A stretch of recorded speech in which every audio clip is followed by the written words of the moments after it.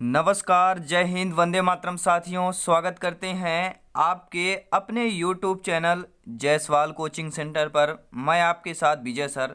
बात करेंगे दोस्तों इन्वायरमेंट प्रैक्टिस सेट की। ये आपका 10th नंबर का प्रैक्टिस सेट है, यानी आज हम 10 प्रैक्टिस सेट आपके अटेंड कर लेंगे।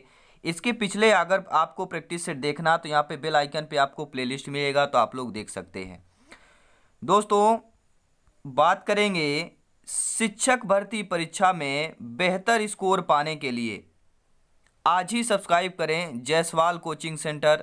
सरकारी शिक्षक बनना तय है, क्योंकि यहाँ जो भी सिलेबस होता है आपकी एग्जाम पैटर्न के अनुसार एनसीईआरटी के आधार पर सभी यहाँ पे प्रश्न तैयार किए जाते हैं, कंबाइन किए जाते हैं। तो यहाँ पे चलिए कंक्लूजन आइए देखते हैं। पहला स्क्रीन पर आ चुका है। पहला क्वेश्चन है,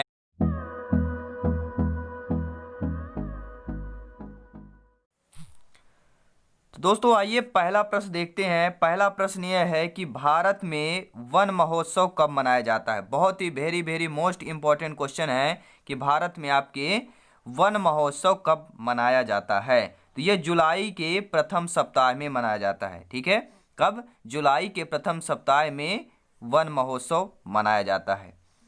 नेक्स्ट क्वेश्चन देखेंगे। सभी एनसीईआरटी के पैटर्न पर प्रश्न है। यहाँ पर सभी टॉप क्लास के प्रश्न हैं। यहाँ पे कोई कंफ्यूजन नहीं होने वाला है, और हर भाई बहन को लाइक शेयर जरूर कर दीजिएगा। बात करेंगे अगले प्रश्न की। वनों के किस हेतु कौन सी नीति चलाई गई है, यानी कि वनों के किस हेतु कौन सी नीति चलाई गई है। ठीक है, तो राष्ट्रीय वन नीति चलाई गई है। ठीक है, अब यहाँ पे ये किस नहीं लिखा हुआ, यहाँ पे क्या लिखा हुआ है दोस्तों मैं बता देता हूँ। मिसप्रिंट है, यहाँ पे विकास लिखा हुआ है।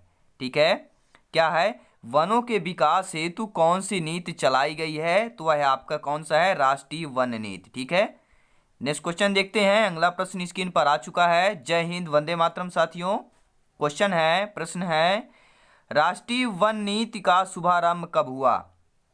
ठीक है, जो आपकी राष्ट्रीय वन नीति है इसका शुभारंभ जो है कब हुआ था, कब से प्रारंभ हुआ, तो सन 1952 में इसका शुभारंभ हुआ था। कब हुआ था? 1952 ईस्वी में। ध्यान रखिएगा, सन नहीं है, ईस्वी दिया हुआ है।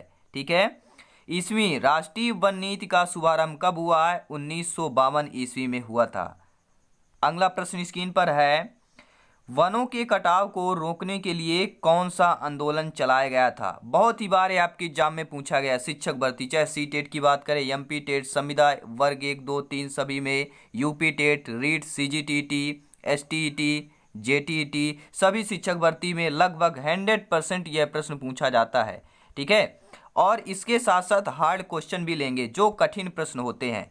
तो वनों के कटाव को रोकने के लिए या वनों को काटने से रोकने के लिए कौन सा आंदोलन चलाया गया था?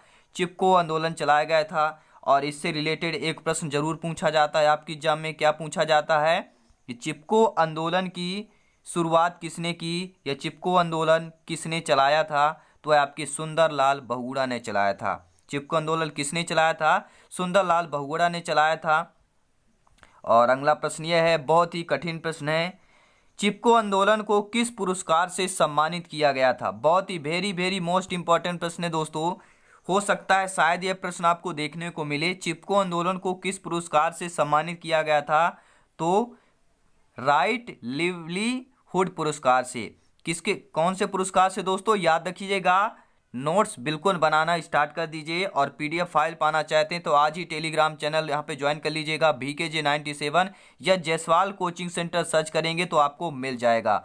बात करेंगे चिपको आंदोलन को किस पुरस्कार से सम्मानित किया गया था, तो राइट लिवलीहुड पुरस्कार के नाम से सम्मानित किया गया था।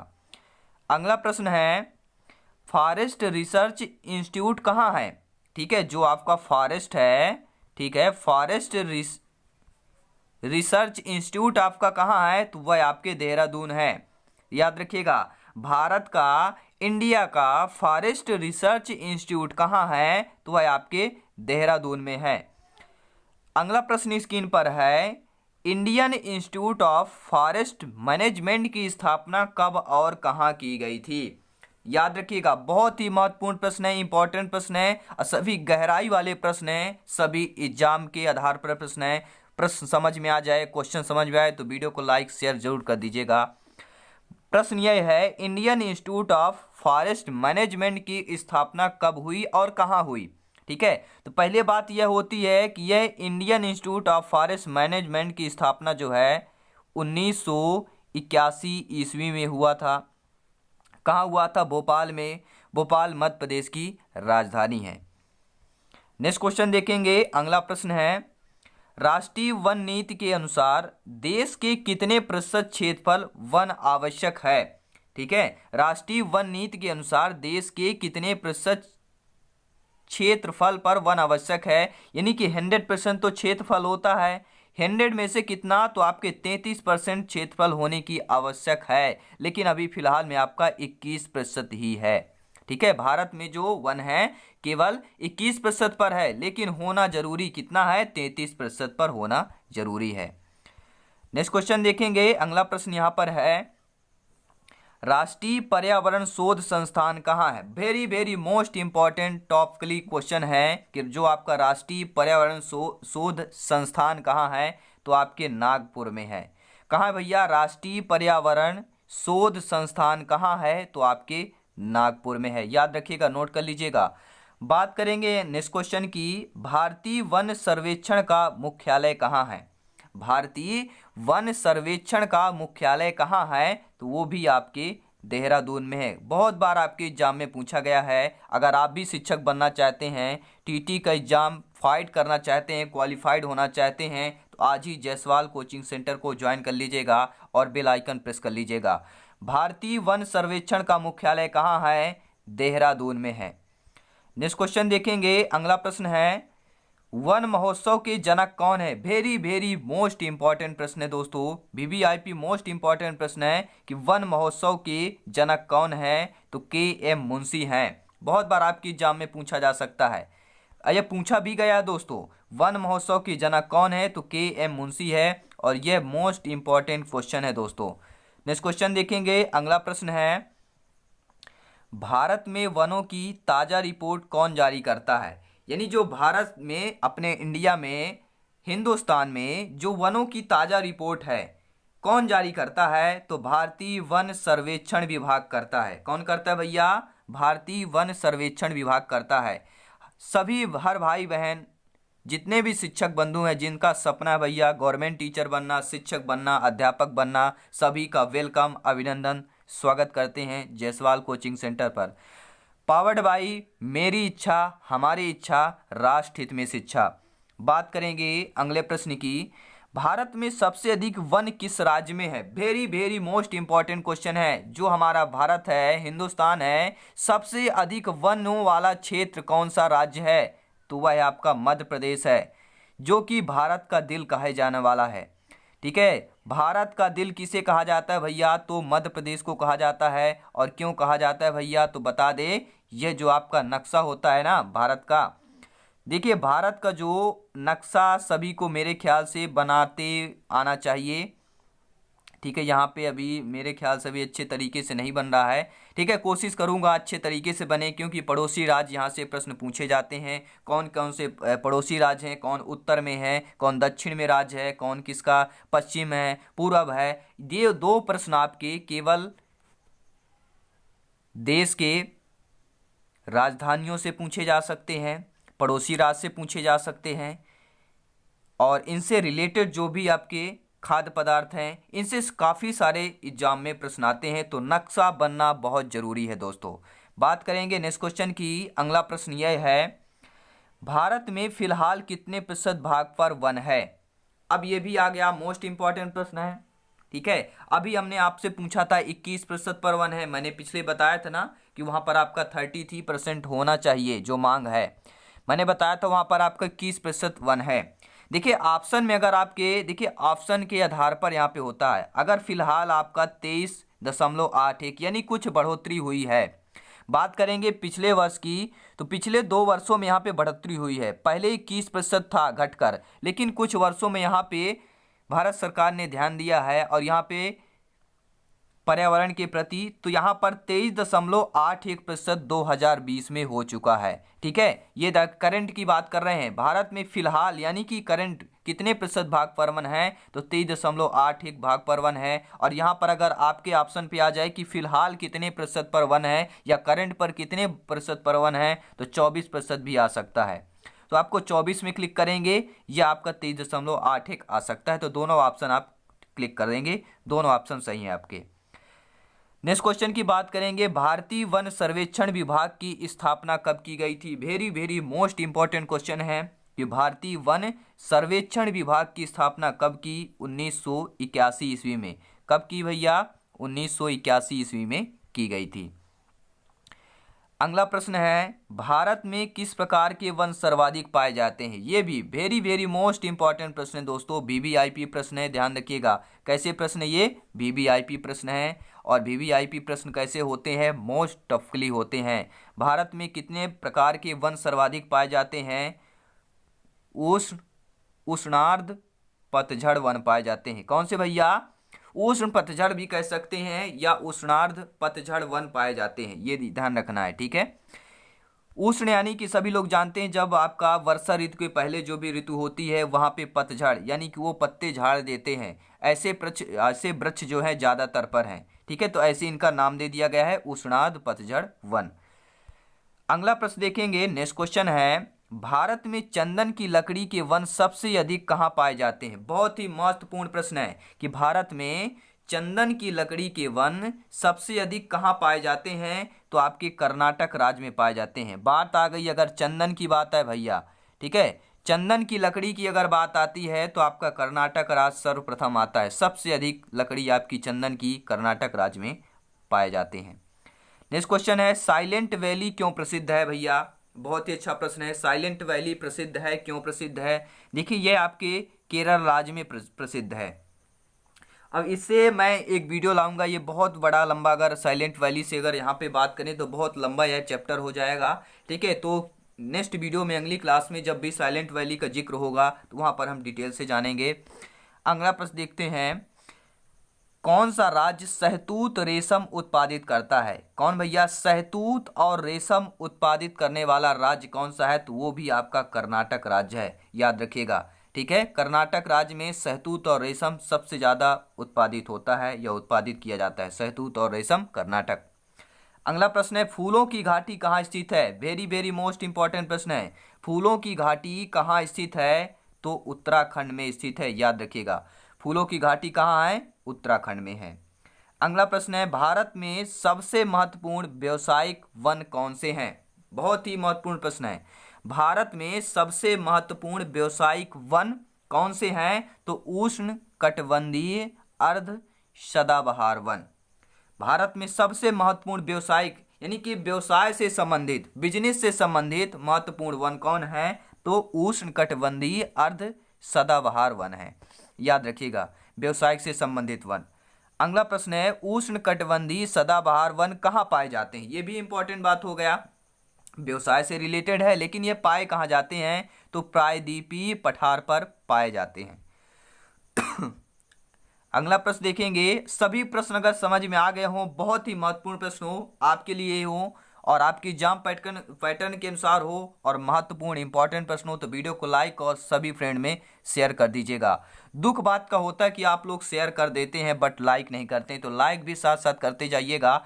बात करेंगे, भारत में सबसे प्रमुख वनस्पति कौन सी है।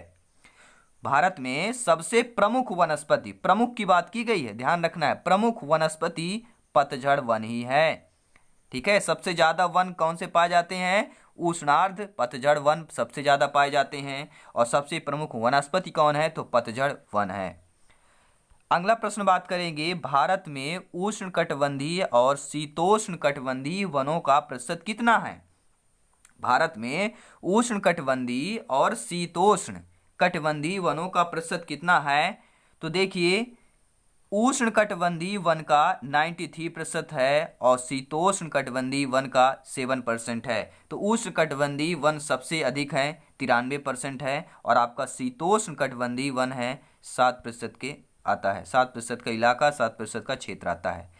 बात करेंगे अगले प्रश्न की, भारत के किस राज्य में सबसे कम वन पाए जाते हैं। बहुत ही महत्वपूर्ण प्रश्न है कि भारत में ऐसा कौन सा राज्य है जो सबसे वनों की मात्रा सबसे कम है, सबसे कम वन पाए जाते हैं, तो आपका हरियाणा राज्य है।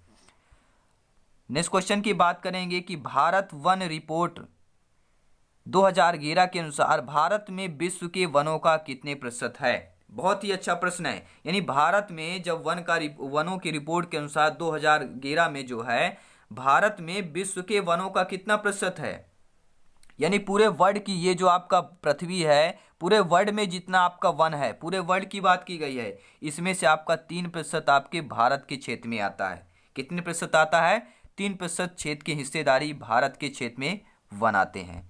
वर्ल्ड की बात की कर रहे हैं। अगला प्रश्न है, दलदली एवं ज्वार भाटा वाले क्षेत्रों में पाए जाने वाले वनों को क्या कहा जाता है? तो मैंग्रोव वन कहा जाता है। दलदली एवं ज्वार भाटा वाले क्षेत्रों में पाए जाने वाले वनों को मैंग्रोव वन कहा जाता है। नेक्स्ट क्वेश्चन है, अगला प्रश्न है, वनों की दृष्टि से भारत में शीर्ष 3 राज्य का अवरोही क्रम में बताना है। ठीक है, आरोही क्रम में नहीं बताना है, अवरोही क्रम में, यानी सबसे ज्यादा, फिर उससे कम, फिर उससे कम, पहले सबसे बड़ा गोला, फिर उससे छोटा, फिर उससे छोटा, फिर उससे छोटा, फिर उससे ऐसे, यानी सबसे बड़ा फिर उससे छोटा, अवरोही कहलाता है। ठीक है, अवरोही। तो मध्य प्रदेश में वनों की दृष्टि से भारत में शीर्ष 3 राज्यों का अवरोही क्रम, तो वनों की दृष्टि से सबसे बड़ा जो राज्य है, सबसे अधिक मध्य प्रदेश में पाया जाता है, इसके बाद अरुणाचल प्रदेश में पाया जाता है, इसके बाद छत्तीसगढ़ में पाया जाता है। यानी पहला स्थान मध्य प्रदेश का, दूसरा स्थान अरुणाचल प्रदेश का, तीसरा स्थान छत्तीसगढ़ का होता है। नेक्स्ट क्वेश्चन की बात करेंगे, कितनी ऊंचाई के बाद हिमाचल पर वनस्पति नहीं उगती है। यानी जो हिमाचल प्रदेश है, ठीक है, हिमालय में, वहां पर कितनी ऊंचाई के बाद आपके पेड़ जो या वनस्पति नहीं उगती है? तो 6000 मीटर की ऊंचाई के बाद वनस्पति उगना बंद हो जाती है। ठीक है, आइए अगला प्रश्न देखते हैं। नेक्स्ट क्वेश्चन यह है, जिस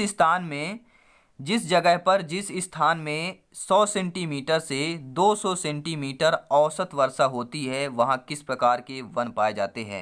यानी ऐसा स्थान बताना है 100 सेंटीमीटर से 200 सेंटीमीटर वर्षा होती है जहाँ पर, तो उष्णार्ध पतझड़ वन पाए जाते हैं, जो सबसे ज़्यादा वन है। ठीक है, आइए अगला प्रश्न देखते हैं, भारत के किस भौतिक प्रदेश में उष्णकटिबंधीय से लेकर, ठीक है, अल्पलाइन प्रकार की वनस्पति पाई जाती है। तो भारत के किस भौतिक प्रदेश में उष्णकटिबंधीय से लेकर अल्पलाइन प्रकार की वनस्पति पाई जाती है? तो उत्तर हिमालय का पर्वतीय प्रदेश में पाई जाती है। ठीक है, उत्तर हिमालय के जो आपके पर्वतीय प्रदेश है, उनमें उष्णकटिबंधीय से लेकर अल्पलाइन प्रकार की वनस्पतियां पाई जाती हैं। अगला प्रश्न है, भारत में जैव विविधता के ताप स्थल कौन कौन से हैं? तो पूर्वी हिमालय एवं पश्चिमी घाट कौन से हैं? जैव विविधता के ताप स्थल, ठीक है, टेम्परेचर की बात करें तो पूर्वी हिमालय और पश्चिमी घाट। नेक्स्ट क्वेश्चन है, अगला प्रश्न है, गंगा ब्रह्मपुत्र के डेल्टाई क्षेत्र में किस वृक्ष की अधिकता के कारण इसे सुंदरवन कहा जाता है? यानी कि गंगा ब्रह्मपुत्र के जो डेल्टाई क्षेत्र हैं, ठीक है, तो किस वृक्ष की अधिकता के कारण इसे सुंदरवन कहा गया?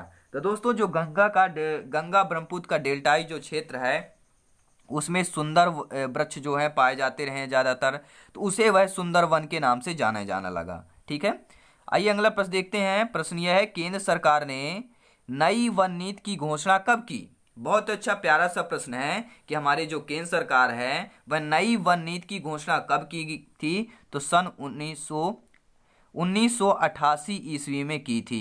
कब की थी भैया? केंद्र सरकार ने नई वन नीति, याद रखना है, नई वन नीति की घोषणा 1988 ईस्वी में की गई थी। तो दोस्तों ये रहे आपके फाइनली आज का प्रैक्टिस सेट। उम्मीद करता हूँ प्रश्न आपको सभी समझ में आ गए होंगे और आप नोट भी कर सकते हैं, क्योंकि जब तक आप स्वयं से लिखेंगे नहीं तो भैया नैया पार नहीं होने वाली है। कितना भी कोशिश कर ले, जो जितना प्रैक्टिस करेगा उतना अच्छा यहाँ पे मार्क्स पाएगा।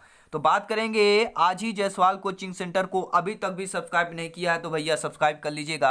आपके बेनिफिट की बात कर रहा हूँ, शिक्षा जगत की बात कर रहा हूँ, हमारी इच्छा राष्ट्र हित में शिक्षा। लाइक शेयर करें, ज्वाइन करें और प्लेलिस्ट में जाके चेक करें, सभी क्लासेज आपको मिल जाएंगी। तो धन्यवाद, जय हिंद, वंदे मातरम। हंसते रहिए, मुस्कुराते रहिए और परिवार के साथ खुशियां बांटते रहिए। ये भी आपका परिवार है, मैं तो आपको परिवार मानता हूं। अब आप लोग क्या मानते हैं ये आप लोगों के ऊपर हम छोड़ते हैं। ठीक है, तो लाइक कमेंट करते रहें। आपके सभी माता पिता को मेरा प्रणाम। जय हिंद, वंदे मातरम।